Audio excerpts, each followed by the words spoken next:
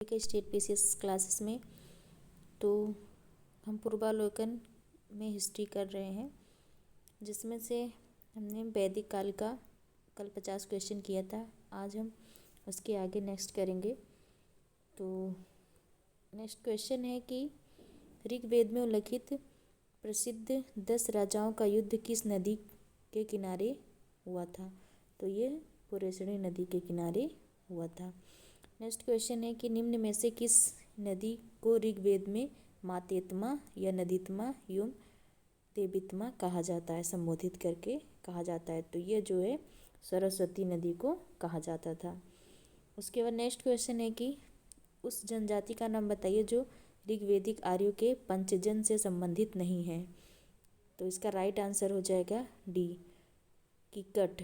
किकट जो है से संबंधित नहीं है, और यदु, पुरु और तुर्वसु ये संबंधित है। नेक्स्ट क्वेश्चन है कि प्राचीन काल में आर्यों के जीविकोपार्जन का मुख्य साधन क्या था। तो प्राचीन आर्यों का जीविकोपार्जन का मुख्य साधन जो है कृषि था। नेक्स्ट क्वेश्चन है कि ऋग्वेद में उल्लिखित यो शब्द किस कृषि उत्पाद हेतु प्रयुक्त किया गया है। तो जो यो जो है जौ के लिए प्रयुक्त किया गया है। नेक्स्ट क्वेश्चन देखेंगे कि इसका मिलान करना है। देखिए कि व्रीहि किसको कहते हैं, मुदक किसको कहते हैं, यो किसको कहते हैं, इच्छु कैसे। तो यो का हमने अभी नेक्स्ट क्वेश्चन पहले क्वेश्चन में देखा था। तो यो जो को कहते हैं। तो सी का फोर्थ कहाँ पे है। तो सी का फोर्थ एक ही में है, तो डी इसका राइट आंसर हो जाएगा। उसके बाद और इसका मिलान कर लेंगे। एक का हो जाएगा सेकेंड। व्रीहि जो है चावल को कहा जाता है, व्रीहि चावल को कहा जाता है। वी का हो जाएगा थर्ड। मुदक जो है मूंग को मुदक कहा जाता है। यो को जो कहा जाता है। इच्छू का जो है गन्ना को इच्छू कहा जाता है। तो डी इसका राइट आंसर हो जाएगा। नेक्स्ट क्वेश्चन देखेंगे कि ऋग्वेद पढ़ी किस वर्ग के नागरिक थे। तो ये जो है व्यापारी थे। कौन थे? व्यापारी थे। नेक्स्ट क्वेश्चन है कि वैदिक काल में प्रचलित लोकप्रिय शासन प्रणाली थी। तो लोकप्रिय शासन प्रणाली किसकी थी। तो वंश परंपरा राजतंत्र की थी। नेक्स्ट क्वेश्चन देखेंगे कौन सा है कि वैदिक युगीन सभा। तो वैदिक युगीन सभा जो थी इसको क्या थी, ये मंत्री परिषद थी। नेक्स्ट क्वेश्चन है कि किस वेद में सभा और समिति को प्रजापति की 2 पुत्रियां कहा गया है। तो इम्पोर्टेंट क्वेश्चन है। तो अथर्ववेद में जो है अथर्ववेद में जो है सभा और समिति को प्रजापति की 2 पुत्रियां कहा गया है। नेक्स्ट क्वेश्चन है कि ऋग्वेदिक जनसभा जो न्यायिक कार्यों से संबंधित थी। तो न्यायिक कार्यों से सभा संबंधित थी। न्यायिक कार्यों से जो है सभा संबंधित थी। नेक्स्ट क्वेश्चन है कि आयुर्वेद अर्थात जीवन का विज्ञान का उल्लेख सर्वप्रथम मिलता है। तो यह जो है अथर्ववेद में मिलता है। नेक्स्ट क्वेश्चन है कि ऋग्वेद धर्म था। तो ऋग्वेद जो है बहुदेववादी था। ये एक ईश्वरवादी नहीं था, ये बहुदेववादी था। फिर नेक्स्ट क्वेश्चन देखेंगे। नेक्स्ट क्वेश्चन है कि सर्वाधिक ऋग्वेद सूक्त समर्पित है। तो ये जो है इंद्र को समर्पित है। किसको समर्पित है? इंद्र को समर्पित है। नेक्स्ट क्वेश्चन है निम्नलिखित में से किसे ऋग्वेद में युद्ध देवता समझा जाता है। तो इंद्र को जो है युद्ध देवता समझा जाता था। उसके बाद ऋग्वेद में सर्वाधिक संख्या में मंत्र संबंधित है। तो मंत्र जो है अग्नि से संबंधित है। नेक्स्ट क्वेश्चन है कि ऋग्वेद देवता इंद्र के विषय में निम्नलिखित कथनों पर विचार कीजिए तथा नीचे दिए गए कूट से सही उत्तर चुनिए। तो इसमें देखेंगे इसका राइट आंसर क्या होगा। तो इसका राइट आंसर 1 और 4 डी होगा। मतलब कि झंझावत के देवता इंद्र को झंझावत के देवता कहा जाता था। उसके बाद जो है इन्हें वर्षा का देवता कहा जाता था। इन्हें पापियों का दंड देते थे। नहीं, ऐसा कुछ नहीं है। नैतिक व्यवस्था के संरक्षक थे, ऐसा भी कुछ नहीं है। तो 1 और 4 इसका राइट आंसर हो जाएगा। नेक्स्ट क्वेश्चन देखेंगे कि निम्नलिखित में से पूर्व वैदिक आर्यों का सर्वाधिक लोकप्रिय देवता कौन था। तो पूर्व वैदिक वही इंद्र हो जाएंगे, इंद्र जी हो जाएंगे।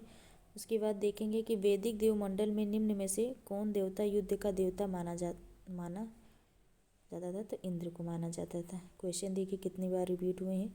तो आपको पूर्वावलोकन बहुत ही ज़रूरी है। आप लोग कोई भी वीडियो स्किप मत करिए, आप लोग कंटिन्यू देखते रहिए वीडियो को। क्वेश्चन नंबर 70 है कि 800 से 600 ईसा पूर्व का काल किस युग से जुड़ा है?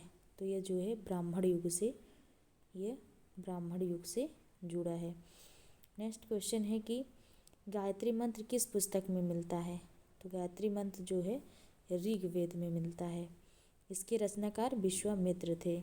और ये गायत्री मंत्र किससे संबंधित है? ये सूर्य देवता से संबंधित है, सूर्य देवता को समर्पित है। यह जो है ऋग्वेद के तृतीय मंडल में इसका उल्लेख मिलता है। नेक्स्ट क्वेश्चन है कि गायत्री मंत्र के नाम से प्रसिद्ध मंत्र सर्वप्रथम किस ग्रंथ में मिलता है? तो इसका भी राइट आंसर सी हो जाएगा, ऋग्वेद में। नेक्स्ट क्वेश्चन है कि गायत्री मंत्र की रचना किसने की थी? तो गायत्री मंत्र की रचना विश्वामित्र। एक बार हम लोग पढ़ लेंगे कौन किया था, उसके बाद क्वेश्चन रिपीट हो रहे हैं, आप लोग देखते रहिए। और यही बार बार आप क्वेश्चन देखेंगे तो आपको क्वेश्चन याद भी होते चलेंगे। क्वेश्चन नंबर 74 देखेंगे कि सर्ग, प्रतिसर्ग, वंश, मध्वंतर और वंशानुचरित संकेतक हैं। तो जो है पुराणों के संकेतक हैं। इसके बाद नेक्स्ट क्वेश्चन देखेंगे कि पुराणों की संख्या कितनी है? तो पुराणों की संख्या 18 है। तो इसका राइट आंसर बी हो जाएगा, राइट आंसर बी हो जाएगा। उसके बाद देखेंगे नेक्स्ट क्वेश्चन देखेंगे कि श्रीमद् भागवत गीता मौलिक रूप से किस भाषा में लिखी गई थी? तो मौलिक रूप से जो है ये संस्कृत भाषा में लिखी गई थी। और उसके बाद नेक्स्ट क्वेश्चन देखेंगे कि महाभारत मूलतः किस रूप में जानी जाती थी? तो महाभारत मूलतः जो है जय संहिता के रूप में जानी जाती थी। देखिए ROE 2014 में पूछा गया क्वेश्चन है। नेक्स्ट क्वेश्चन देखेंगे कि सप्तसहस्त्री संहिता उपनाम निम्नलिखित में से किस ग्रंथ का है? तो यह जो है महाभारत का है। नेक्स्ट क्वेश्चन है कि हिंदू पौराणिक कथा के अनुसार समुद्र मंथन हेतु किस सर्प ने रस्सी के रूप में स्वयं को प्रस्तुत किया? तो रस्सी के रूप में किसको प्रस्तुत किया गया है? तो वासुकी को। इस व्याख्या देखेंगे कि हिंदू पौराणिक कथा के अनुसार समुद्र मंथन हेतु मथानी के रूप में मद्रांचल पर्वत तथा रस्सी के रूप में सर्पों के तथा वासुकी का प्रयोग किया गया था। नेक्स्ट क्वेश्चन देखेंगे किस काल में अछूत की अवधारणा स्पष्ट रूप से उद्घृत हुई थी?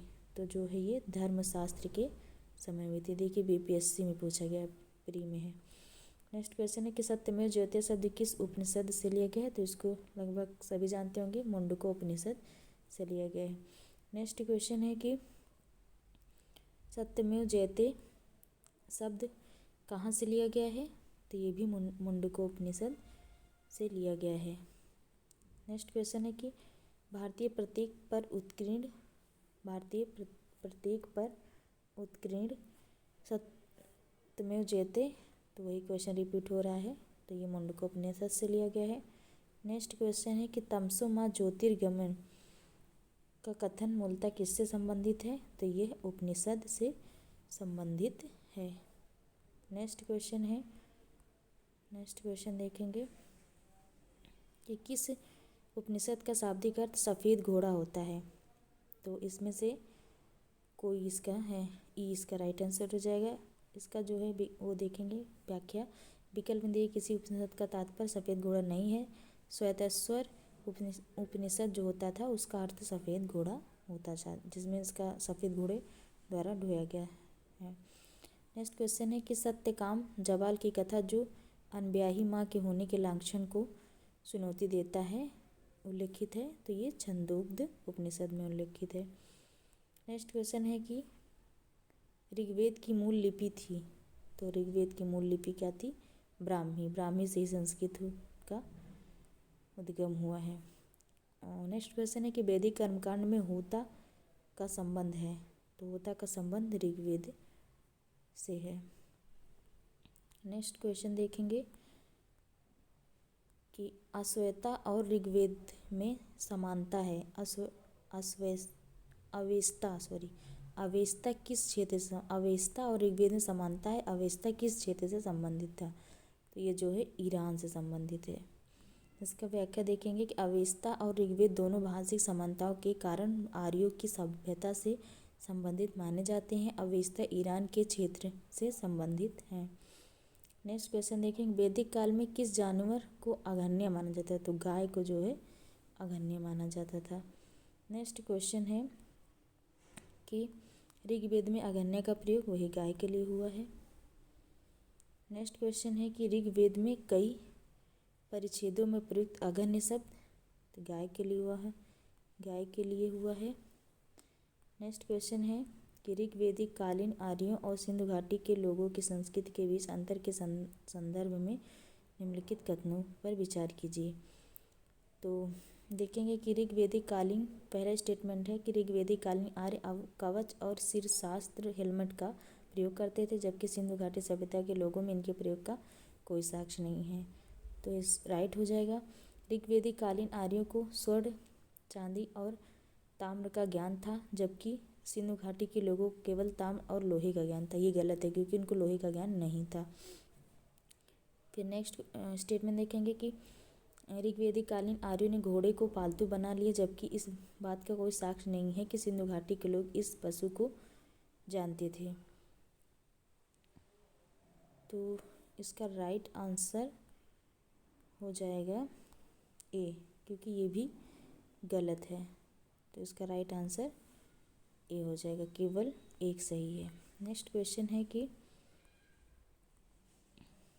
ऋग्वेदिक काल के प्रारंभ में निम्न में से किस महत्वपूर्ण मूल्यवान संपत्ति मूल्यवान संपत्ति समझा जाता था? गाय को समझा जाता था। उस समय गाय को ही अघन्य कहा जाता था। उसके बाद नेक्स्ट क्वेश्चन है कि सूची 1 को सूची 2 से मिलाना है। सिंधु घाटी सभ्यता ये नगरीय के लिए जानी जाती थी और ऋग्वेदिक सभ्यता ये कृषि के लिए जानी जाती। तो ए का 4 ए में है और ए का 4 डी में है और बी का 3, तो बी का 3 डी, तो इसका D is the right answer हो जाएगा। तो इसका नीचे व्याख्या देखेंगे। सिंधु घाटी सभ्यता नगरीय सभ्यता थी, उत्तर वैदिक समाज कृषक था और ऋग्वेदिक समाज चारागाह था और मध्यकाल जमींदारी से संबंधित था। नेक्स्ट क्वेश्चन देखेंगे कि संस्कारों की कुल संख्या कितनी है? तो संस्कारों की कुल संख्या 16 संस्कार होते थे। इसके बाद नेक्स्ट क्वेश्चन है कि जीविकोपार्जन हेतु वेद वेदांग पढ़ाने वाला अध्यापक कहलाता था। तो वेद वेदांग कहलाने वाला अध्यापक कहलाता था, उपाध्याय कहलाता था। नेक्स्ट क्वेश्चन है, हमें लग रहा क्वेश्चन समाप्त हो गया है और अब बौद्ध धर्म यहाँ से शुरू होगा। तो हम लोग बौद्ध धर्म के बारे में क्वेश्चन देखेंगे। जितने भी क्वेश्चन देख पाएंगे उतने देखेंगे, उसके बाद नेक्स्ट वीडियो में देखेंगे, क्योंकि ज़्यादा बड़ी वीडियो हो जाती है तो आप लोग को भी बोरिंग होने लगता है। तो हम पहला क्वेश्चन बौद्ध धर्म से देखेंगे कि गौतम बुद्ध का जन्म कब हुआ था? तो 563 ईसा पूर्व। ये क्वेश्चन में अक्सर पूछ लिया जाता है। नेक्स्ट क्वेश्चन है कि बुद्ध के जीवन की किस घटना को महाविनिष्क्रमण के रूप में जाना जाता है? तो सी इसका राइट आंसर हो जाएगा। गृह त्याग को महाविनिष्क्रमण के नाम से जाना जाता है।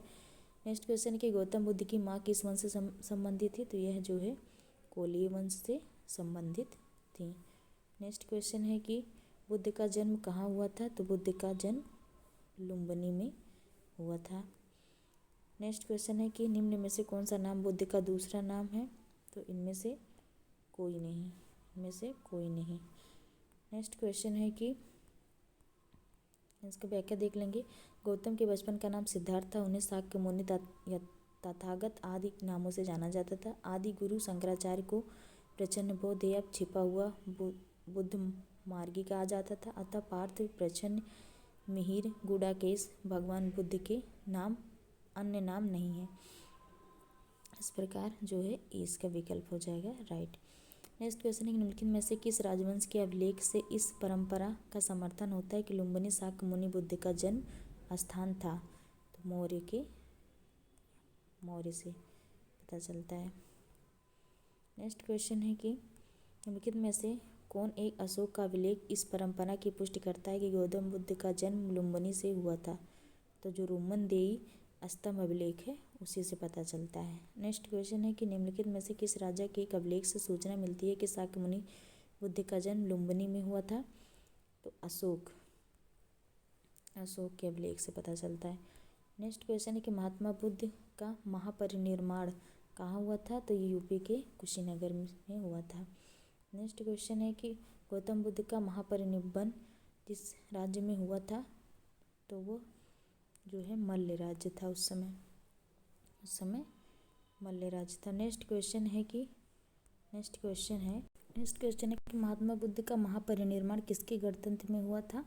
तो मल्लों के गणतंत्र में हुआ था। नेक्स्ट क्वेश्चन है कि गौतम बुद्ध ने किस स्थान पर निर्माण प्राप्त किया? तो कुशीनगर था, जिसमें कुशीनारा दिया गया है। नेक्स्ट क्वेश्चन है कि महापरिनिर्वाण मंदिर अवस्थित है? तो कुशीनगर में अवस्थित है।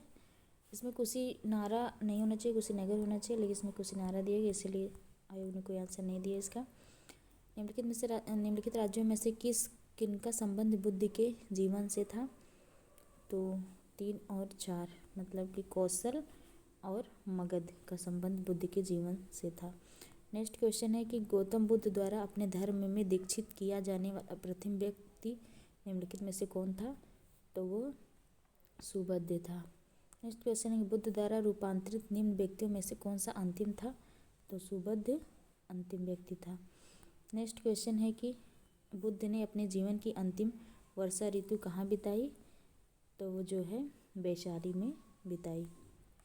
नेक्स्ट क्वेश्चन है कि निम्नलिखित में से कौन सा एक बौद्ध मत में निर्माण की अवधारणा की सर्वश्रेष्ठ व्याख्या करता है?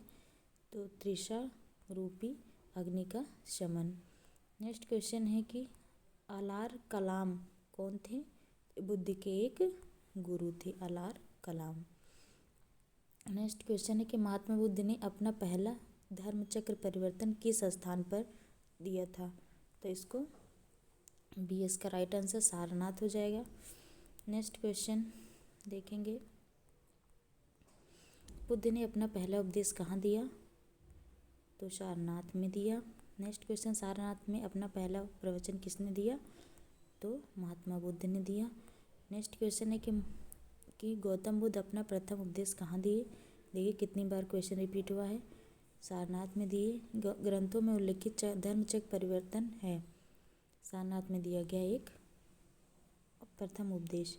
धर्मचक्र परिवर्तन किया गया था, सारनाथ में किया गया था।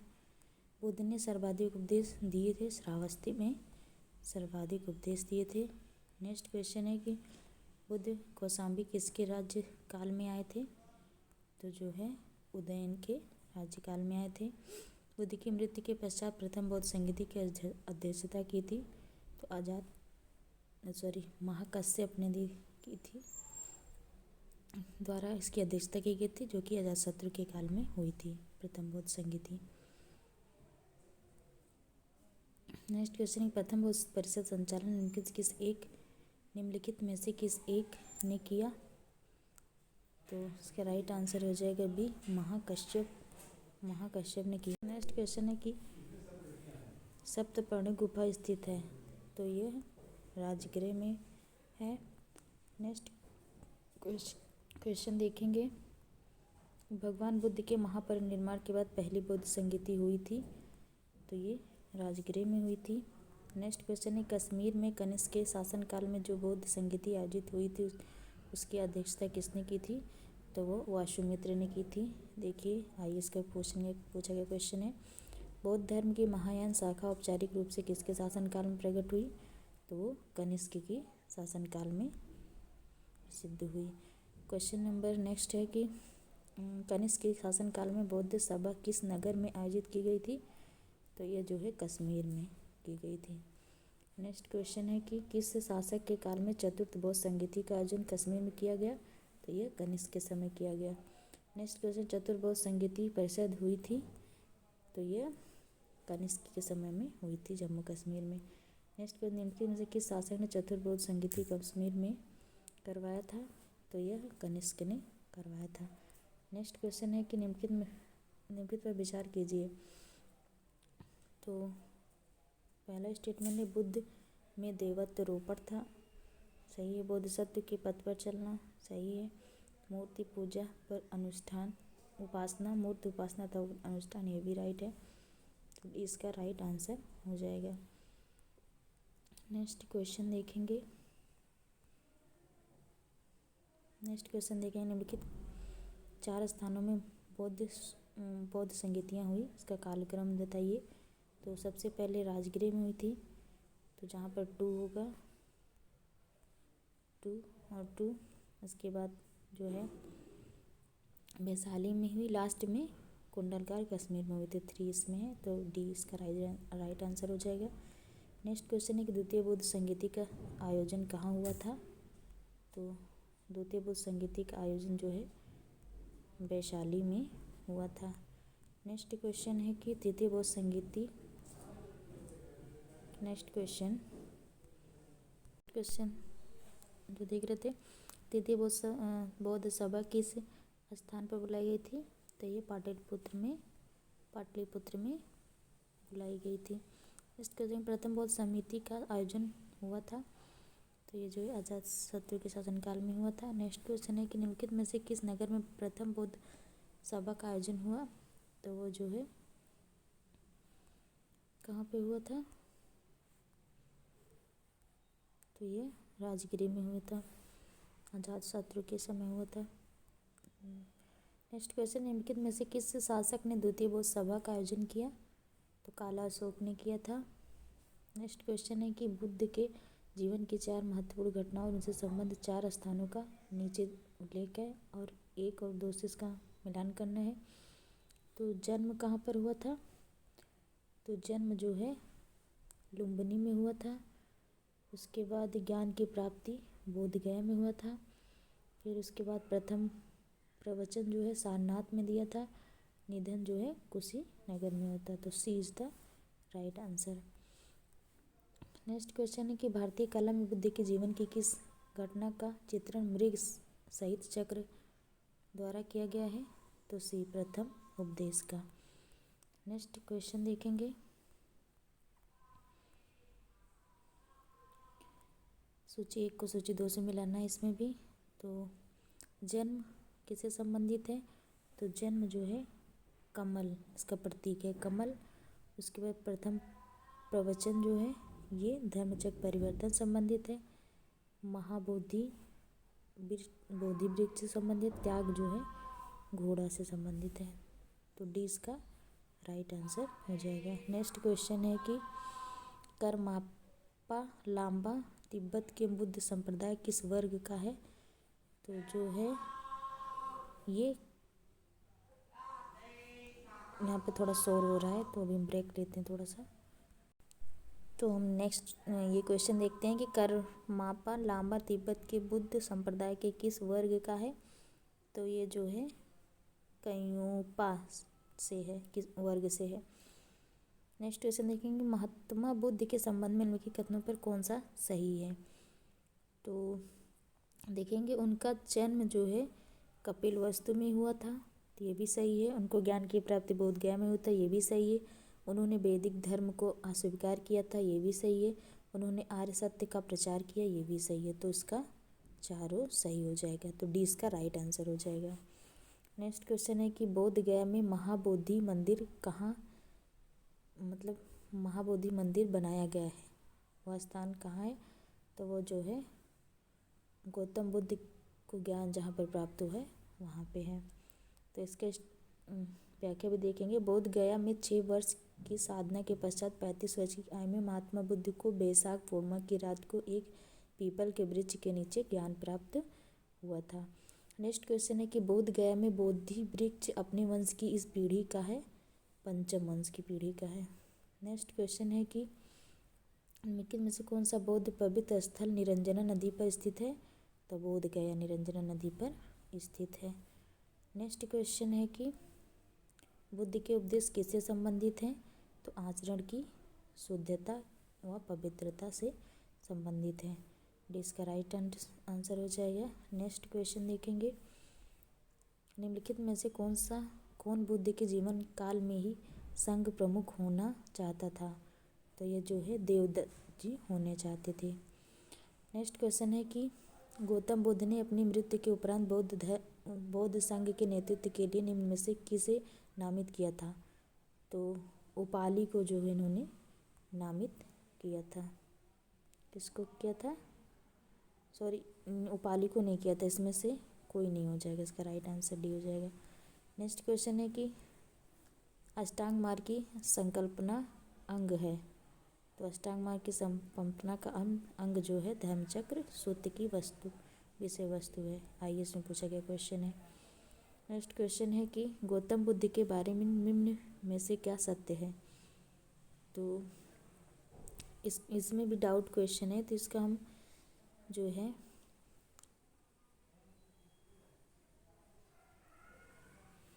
इसकी व्याख्या देख लेते हैं कि महात्मा बुद्ध कर्म सिद्धांत में विश्वास करते थे। वे आत्मा में विश्वास ना करते हुए पुनर्जन्म में विश्वास करते थे। और उसके बाद बुद्ध के अनुसार चरित्र कर्म का पुनर्जन्म होता है। वे निर्माण प्राप्ति में विश्वास करते थे, ईश्वर की सत्ता में विश्वास नहीं करते थे। तो इसमें देखेंगे क्या है, वे कर्म में विश्वास करते थे, तो राइट है ये। वे आत्मा का शरीर में परिवर्तन मानते थे, नहीं ये नहीं मानते थे। तो दो जिसमें गलत है, तो इसमें भी गलत हो जाएगा, इसमें भी गलत हो जाएगा। तो ये तो चारों सही नहीं, इसलिए इसको विकल्प सही नहीं दिया गया, इसलिए इसको नहीं सही माना गया है, क्वेश्चन नहीं आंसर नहीं दिया गया है। तो नेक्स्ट क्वेश्चन है कि बौद्ध संघ में भिक्षुणी के रूप में स्त्रियों के प्रवेश की अनुमति बुद्ध द्वारा दी गई थी। तो वैशाली में दी गई थी। नेक्स्ट क्वेश्चन है कि त्रिपिटक क्या है? नेक्स्ट क्वेश्चन है त्रिपिटक क्या है? तो त्रिपिटक जो है बुद्ध के उपदेश का संग्रह है। नेक्स्ट क्वेश्चन, त्रिपिटक ग्रंथ किस धर्म से संबंधित है? तो ये जो है बौद्ध धर्म से संबंधित है। नेक्स्ट क्वेश्चन है कि त्रिपिटक किसकी धार्मिक पुस्तक है? तो बौद्ध की धार्मिक पुस्तक है। नेक्स्ट क्वेश्चन है कि त्रिपिटक निम्नलिखित में से किससे संबंधित है? तो त्रिपिटक जो है बौद्धों से संबंधित है। नेक्स्ट क्वेश्चन है निम्नलिखित में से किस बौद्ध ग्रंथ में संघ जीवन के नियम प्राप्त होते हैं? तो विनय पिटक में प्राप्त होते हैं। नेक्स्ट क्वेश्चन, यमक बुद्ध पिटक से संबंधित है? तो अभिधम्म पिटक संबंधित है। नेक्स्ट क्वेश्चन है कि निम्न में से किस बौद्ध साहित्य में महात्मा बुद्ध के नैतिक एवं सिद्धांत संबंधित है? तो सूत्र पिटक से संबंधित है। नेक्स्ट क्वेश्चन है कि बौद्ध धर्म में त्रिरत्न का क्या अभिप्राय है? तो त्रिरत्न का बुद्ध धर्म संघ से अभिप्राय है। आर्य में पूछा गया 2017 का क्वेश्चन है। नेक्स्ट क्वेश्चन, प्राचीन भारत के बौद्ध मठों में प्रवन नामक समारोह आयोजित किया जाता था। किसके लिए किया जाता था? तो इसका राइट आंसर बी हो जाएगा। वर्षा ऋतु के दौरान मठों के प्रवास के समय भिक्षुओं द्वारा किए गए अपराधों की स्वीकार करने के लिए मतलब अवसर पर किया जाता था। नेक्स्ट क्वेश्चन है कि अशोकारम विहार निम्नलिखित में किस स्थान पर स्थित है? तो इसका आंसर देखेंगे तो बी इसका राइट आंसर है, पाटलिपुत्र में।